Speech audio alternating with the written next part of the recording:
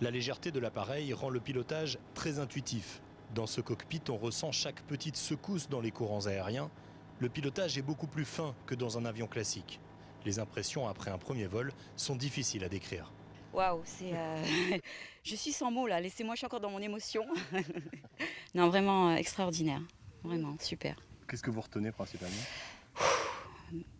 Beaucoup de sensations, je dirais, ouais. Vraiment, j'ai adoré.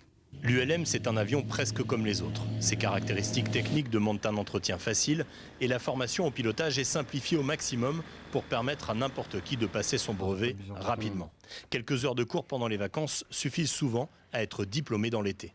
Ce papier vous est délivré lorsque vous avez subi toute la progression, toute la formation. C'est un permis de conduire, c'est un permis de voler. Quelqu'un qui est en vacances pendant un mois, il peut faire facilement 2 sorties par jour.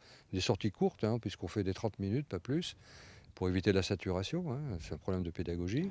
Le brevet en poche, il vous suffit de louer un appareil dans un club pour partir en balade à moins de 90 € l'heure de vol, ou encore d'acheter un ULM.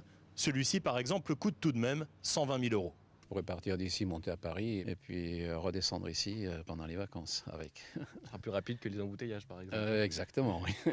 Ça vole à une vitesse de croisière à 4800 tours, on est à, on va dire, à peu près 220 km/h. Il faut compter une trentaine d'heures de vol pour une bonne formation au pilotage. Le diplôme revient à 3 000 €.